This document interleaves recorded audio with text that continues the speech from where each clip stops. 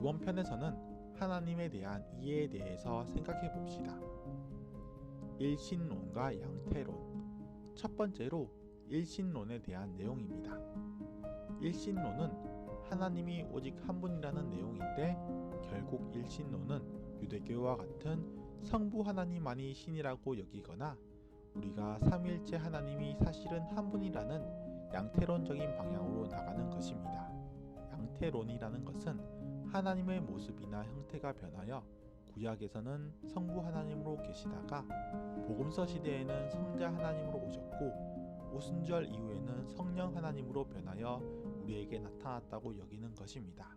우리가 믿는 하나님은 이와 같이 형태가 변하는 분이 아니라 그렇게 여기는 다른 복음의 형태가 있습니다. 기독교에서 말하는 삼일체 하나님이라는 관점은 성부, 성자, 성령의 세 가지 위격을 말하고 있는데, 기독교 이단의 교주들을 보면 보통 자신만이 온전한 하나님이므로 성령 하나님이 변한 것이 자신이며 스스로를 성부, 성령, 성자라고 부르는 양태론적인 관점을 가지고 있습니다. 직통계시. 때로는 교회에서 하나님이 내게 말씀하셨다고 주장하는 사람들을 보는 경우가 있습니다. 그러한 경우에 대해서도 생각해 봅시다. 기독교에서는 때로 가톨릭에서 교황의 말을 성경과 같은 권위에 둔다고 비판하는 경우가 있습니다. 실제 그러한 형태의 공의의 결론이 있긴 합니다.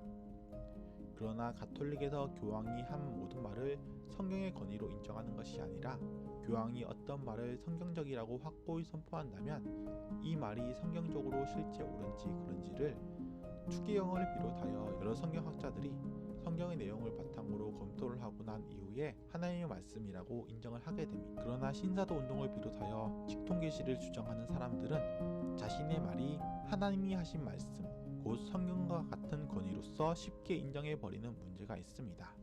지금 이 시대에 성경시대에 있던 사도나 선지자들의 권능이 다시 나타났다고 주장하며 자신의 생각이나 감정을 성경과 같은 권위를 스스로 부여합니다. 그리고 정작 그 말이 성경에 합당한 말인지에 대해서는 끼워 맞추기 해석을 하거나 또는 전혀 성경에 근거하지 않는 경우가 많습니다. 우리가 이러한 말들을 쉽게 휘둘리지 않기 위해서는 성경과 기독교적인 세계관에 대한 이해가 선제되어야 할 것입니다. 삼신론과 다신론. 그리고 또 다른 관점으로는 삼신론이 있습니다. 하나님이 완전히 구분되는 세 분이라는 관점입니다. 하나님은 유일하고 독특하게 존재하는 분이시면서도 동시에 세 위격으로 존재하십니다. 그러나 세 위격을 각각 다른 분으로 분리하여 생각하지는 않습니다. 세 위격의 연합으로 우리는 각 하나님의 사역을 세 위격으로 인식하면서도 완전히 연합된 하나님으로 인식하게 됩니다. 명확한 대조로서 그리스 로마 신화에서는 제우스가 번개를 담당하고 아테네가 전쟁이나 용기, 하데스가 지옥을 관장하는 것처럼 완전히 개별적인 영역이 존재하고 때로는 대립하거나 화합하는 형태로 세상을 이루어갑니다. 그러나 기독교는 완전한 사랑으로 하나됨을 이루어 어떠한 대립이나 갈등도 없는 새 위격으로서 완전한 분이십니다.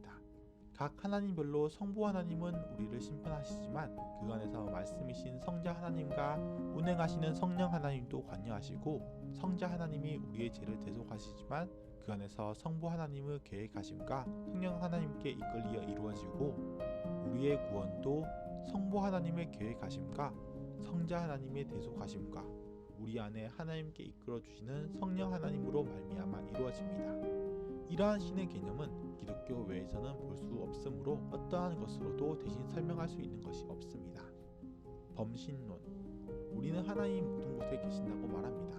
하나님이 한 곳에 예배를 받는다고 하여 다른 예배에는 공중에 외치는 공허한 소리가 된다고 말하지 않습니다.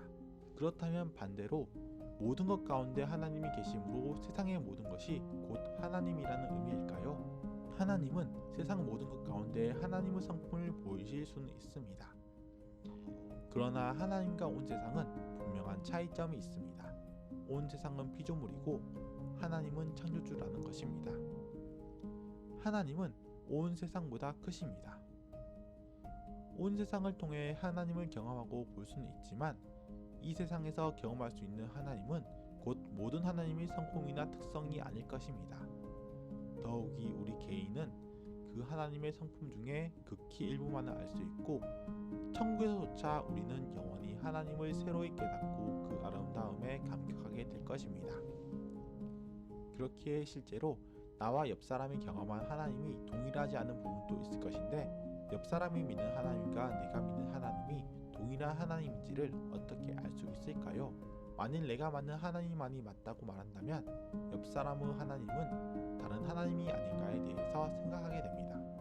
특히 요즘 한국에서는 나와 다른 기준으로 생각하거나 때론 경제적 기준이 다르다는 점을 바탕으로 이단으로 여기기도 합니다. 이러한 생각은 기독교의 하나님이 누구신지에 대한 기준을 가지지 않았기 때문에 발생합니다. 옆 사람이 믿는 하나님이 나의 틀에 맞지 않으면 잘못된 것이라 여기는 것이며 이는 챕터 1-2에서 말한 것처럼 자신이 곧 하나님을 완전히 알고 있다는 생각에서 비롯됩니다. 그리고 그러한 생각을 가진 사람은 곧 자신의 생각을 하나님의 말씀과 동일한 권위로 인지하는 오류가 생깁니다. 우리가 이단이라고 여기는 것도 다른 관점이 아니라 철저히 신학적 관점에서 판단해야 합니다. 이를 위해서는 우리가 믿는 하나님에 대해서 동일한 고백이 필요하고 우리는 삼위일체 하나님에 대한 고백을 기준으로 하나님이 주신 복음인지 다른 복음인지를 생각할 수 있습니다. 이를 벗어나 다른 것을 기준으로 삼게 된다면 이단이라는 기준이 자신이 옳다고 생각하는 것을 제외한 모든 것으로 생각될 수도 있습니다. 다원주의, 범신론처럼 세상이 곧 하나님을 아닐지언정 하나님의 성품이 들어가 있다면 기독교만이 아니라 모든 종교 안에서도 어느 정도의 진리가 있다고 말할 수 있을까요? 이에 대해서도 우리는 동일하게 삼위일체 하나님의 고백을 바탕으로 이야기할 수 있습니다. 초기 기독교 때부터 구원을 주시는 분이 누구신지에 대해서 신앙적, 경험적으로 성부, 성자, 성령 하나님만이 우리에게 구원을 주심을 경험하였고 이외에 다른 신으로서 구원이 없음을 확정하고 있습니다. 다른 종교에서도 스스로 구원을 주장할 수는 있으나 그것은 기독교에서 말하는 구원과는 분명히 차이가 있고 설사 같은 용어를 사용한다 할지라도 기독교와 같은 의미의 구원이라고 할 수는 없습니다.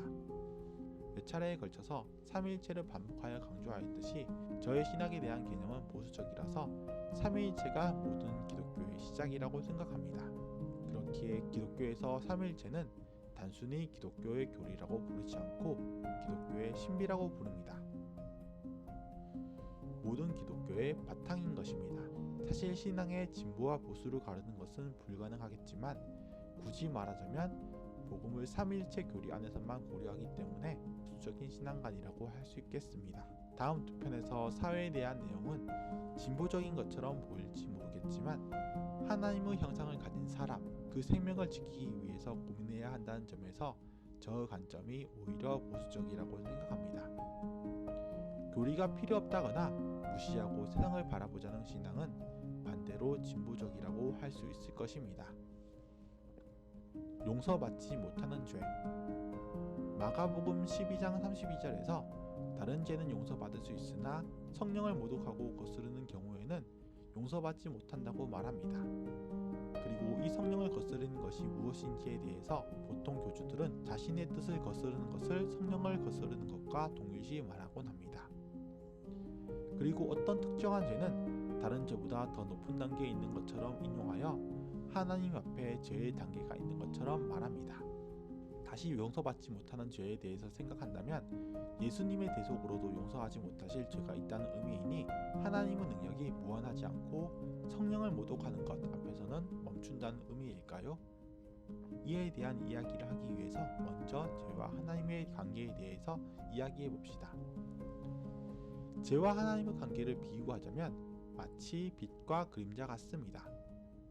빛이 있는 곳에는 아주 작은 그림자라고 하여 허용되지 않습니다. 우리는 겨우 이 정도의 작은 죄는 용서받을 수 있을 것이나 저기 있는 죄는 크기 때문에 용서받지 못할 것이라고 생각할지도 모릅니다. 그러나 실은 아주 작은 죄라 할지라도 하나님 앞에서는 그림자가 빛에 비춰지면 어둠이 물러가듯 우리는 하나님 앞에 설 수 없습니다. 완전하게 죄가 없어져야 하는데 이는 예수님의 대속하심으로만 가능한 것이며 이 대속하심이 없이는 하나님 앞에 나갈 수 없기에 우리 스스로의 노력으로 죄를 이 정도로 적게 지었습니다 라는 공로를 전혀 말할 수도 없습니다.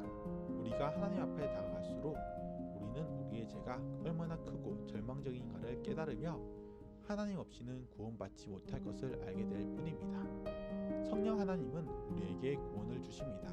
그러나 우리가 성령 하나님으로 말미암는 구원을 거스른다는 것은 즉 여전히 죽음 가운데 있는 것과 같습니다. 하나님이 택하시어 하나님을 사랑하는 사람도 얼마든지 죄를 지을 수는 있습니다. 그러나 그러한 죄를 짓는다 할지라도 성자 하나님의 대속하심으로 말미암아 우리의 죄는 영원 전부터 영원 후까지 모두 용서받았을 수 있으나 하나님을 믿지 않는 사람은 그 죄가 그 사람에게 여전히 있기에 예수님의 죽으심은 모든 세상의 구원이 가능하실 정도로 충분하지만 믿지 않음으로 용서받지 못합니다. 형상을 만들지 말라. 이번에는 10계명 중 몇 가지 계명만 돌아봅시다. 두 번째 계명은 하나님과 관계된 형상을 만들지 말아야 할 것에 대하여 말합니다. 이러한 계명에 의하여 장로교 일부 교단은 강단에 십자가 부착 금지 결의를 만들기도 했습니다. 실제 우리는 어떠한 형태를 만들면 그 형태 자체를 숭배하는 모습으로 변색되기 쉽습니다. 앞서 말했던 것 중 하나인 성경책을 장로 위에 올려두는 모습과 같을 수 있습니다. 이러한 모습은 하나님을 높이기 위한 것이 될 수도 있으나 그 정도가 심해지면 그 말씀보다 성경책이라는 물질 자체에 대한 숭배로 이어질 수도 있습니다. 형상을 만드는 행위는 우리가 다른 하나님을 만들어내는 것으로 이어질 수 있습니다. 교회사에서는 성상을 허락하기도 금지하기도 했습니다. 인쇄술이 발전한 15세기 이전에는 대부분의 사람들은 글을 접하기 힘들었으며 사실상 문맹 상태였습니다. 그 사람들에게 기독교의 교리를 전달하는 것은 쉽지 않았기에 미사를 비롯하여 성상이나 성화, 스테인리스 글라스 등의 상징과 이미지를 이용하여 성경의 내용을 전했습니다. 보통 평범한 일반 사람들에 대하여 더 고민하고 전하길 원하는 경우에는 성상을 사용할 것을 원했고 성경의 말씀을 지켜야 할 것을 말하는 사람들은 성상을 제거할 것을 말하였습니다. 이후 동방교회와 서방교회가 갈라지는 과정에서 동방교회는 성상을 금지하고 성상 파괴 운동을 한 것과 달리 서방교회는 그 성상, 성물들을 유지하여 성경의 여러 가지 개념을 가르칠 수 있도록 하였습니다. 요즘으로 치자면 성경을 설명하는 재미있는 영상이나 음악 등을 통해서 하나님을 전하는 것과 같은 모습이라고 하겠습니다. 이러한 성상들은 나중에는 원래의 목적이 사라지고 성어나 성물들이 고가에 사고 파는 예술품이 되기도 하고 고가이다 보니 많은 가짜 성물들이 발생하므로 역효과도 있었지만 당시에는 필요에 의하여 사용되어야 했습니다. 개신교에서도 어떠한 형태나 프로그램, 여러가지 아름다운 것들을 만들어내므로 하나님을 대체하는 위험을 가질 수도 있습니다. 우리는 우리의 신앙에서 어떤 행위나 형태로 다른 하나님을 만들어내는 위험을 잘 구분해야 합니다. 하나님의 이름을 망령되이 일컬어지게 하지 말라. 망령되이 일컫는 것에 대해서는 두 가지로 나눠 생각할 수 있겠습니다. 한 가지는 내가 하나님께 하는 것이고 다른 하나는 다른 사람이 하도록 하는 것입니다. 우리가 살아가는 중에 죄로 말미암아 일어나는 여러 문제들이 발생합니다.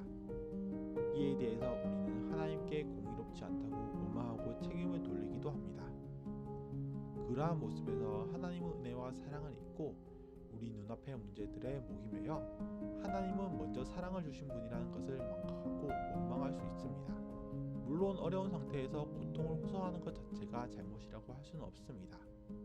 그러나 우리가 우리 자신이 선하다고 여김으로 반대로 하나님을 악한 분으로 여기며 하나님을 멀리한다면 이는 잘못이라고 하겠습니다. 그리고 다른 사람이 하나님을 망령되이 일컬어지도록 할 수 있습니다. 우리의 삶 자체가 하나님의 사랑과 공의가 없이 하나님을 사랑한다고 말만 한다면 우리의 모습을 본 사람들에게 하나님의 사랑이 아니라 우리 안에 있는 죄로 선포하는 것이 될 것입니다. 우리의 삶이 세상 사람들과 같거나 또는 세상 사람들보다 오히려 못하다면 하나님께 영광 돌리기는커녕 하나님이 욕되게 하는 삶을 살아가게 될 것입니다. 안식일을 거룩히 지키라.